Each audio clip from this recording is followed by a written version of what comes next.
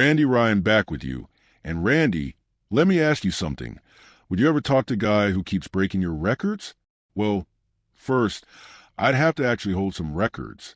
But no, absolutely not. And maybe that's exactly why Michael Jordan and LeBron James don't talk. LeBron, maybe take it easy on history for a second. We all remember MJ's iconic line from The Last Dance. I took that personally. Well, if there's anyone who embodies that mentality on the court today, it's LeBron James. And last night, he took one more step toward Michael's legacy. The Lakers faced off against the Pacers, and LeBron, as always, had history hanging over him. The legendary streak, 10-plus points in 1,282 consecutive games, was on the line, a run that dates back to 2007. And yet, through 3 quarters, LeBron James had not made a single field goal. Not once in the last 20 years had he been held scoreless from the field through 3 quarters.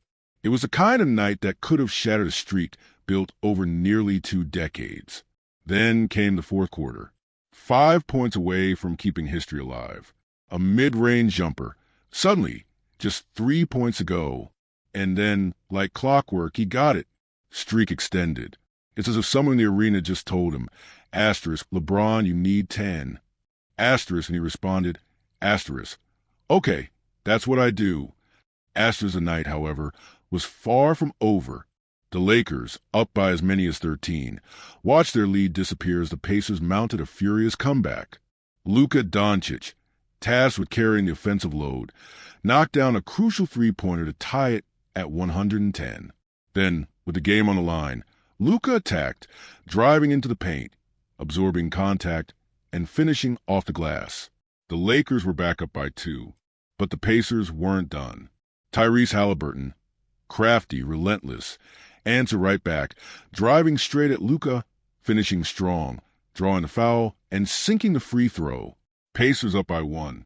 Now the stage was set. 10 seconds left. Lakers down 1. LeBron, the mastermind, feeding Luka for the game winner. The shot goes up, no good. But there was LeBron. Right place, right time. A tip-in at the buzzer. Ball game. The Lakers win it by 1. Halliburton's face said it all. What just happened? The replay showed exactly what happened. The Pacers' defense collapsed on Luka, leaving LeBron unguarded, wide open for the putback that sealed the game. A stunning finish. A legendary moment. And just like that, LeBron James had delivered his first buzzer-beating game winner as a Laker. How did it feel? To be honest, I didn't know how I felt because I was just trying to see if I got off in time. LeBron admitted post-game. Asterisk, but man, the Pacers have been playing extremely well, and we haven't. So it was great to come into a hostile environment and get a win in that fashion. Asterisk, a win in that fashion. Indeed. With that shot, LeBron notched his 8th career game-winning buzzer beater, tying Kobe Bryant and Joe Johnson for the second most in NBA history, trailing only the great Michael Jordan, who holds the record with 9. But knowing LeBron, he's not done chasing. And get this, before last night, since joining the Lakers, LeBron was 0 for 18 on potential go-ahead shots in the final 10 seconds of the fourth quarter or overtime. 0 for 18. That all changed in one night.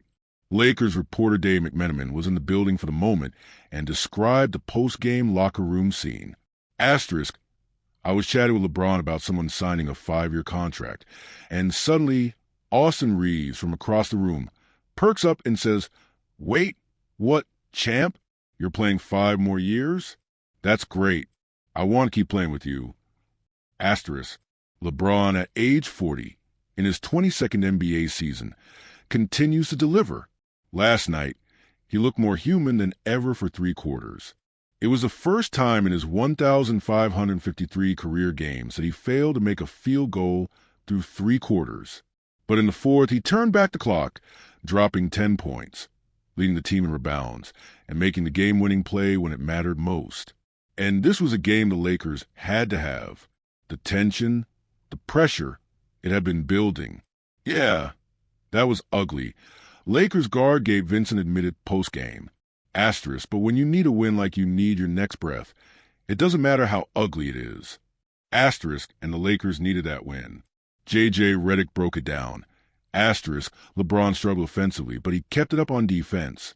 And when you do the right things, the basketball gods reward you. Asterisk. On the other side, if you're the Pacers, maybe consider a crisis team when LeBron comes to town. 3 different jerseys, 3 different game winners, same devastating result. But for the Lakers, long term, this game revealed a tightrope they must walk. LeBron and Luka figured things out offensively down the stretch. Luka, despite some questionable shot selection throughout the night, delivered when it counted, a clutch three-pointer, a crucial layup. But defensively, that's the concern. Indiana hunted Luka Doncic on defense. Halliburton blew by him. Benedict Mathurin did the same. If Jackson Hayes isn't on the floor, the Lakers' defense looks like a layup line. And in a playoff setting, that's a problem. Dave McMenamin emphasized that defense has been the Lakers' identity in their best moments. During their 8-game win streak, during their 20-4 stretch that catapulted them up the Western Conference standings, it was defense leading the way. They know that's their formula. And last night, LeBron acknowledged that his role on this team is different than it has been in the past. Maybe that means less offensive burden, more energy for defense. But it's not just him.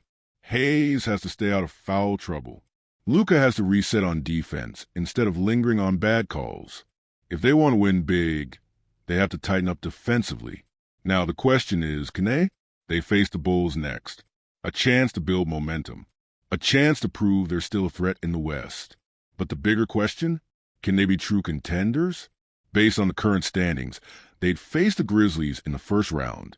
I kind of like that matchup, one Lakers insider said. Asterisk, yeah, there's a size disadvantage in the front court, but we've got the 2 best players in that series. I feel pretty good about that. Asterisk, but what about the Oklahoma City Thunder? Would the Lakers have the 2 best players in that series? Asterisk, I'd still feel that way, but Shai Gilgeous-Alexander is about to win MVP. Asterisk, and then, of course, there's Denver, the defending champions. Nikola Jokic, a 40-point triple-double last night against the Bucks. Disgusting, Redick said. Asterisk, I don't know how he does it. He moves at his own pace. You can't speed him up. He plays like an old man at the YMCA, and no one can stop him. Asterisk, in an era built on speed, skill, and athleticism, Jokic thrives without the last one. And yet, no one has an answer. So where does that leave the Lakers? One thrilling win closer to the playoffs. A legendary streak extended. A game winner for the ages. And a team that still has questions to answer before the real battle begins.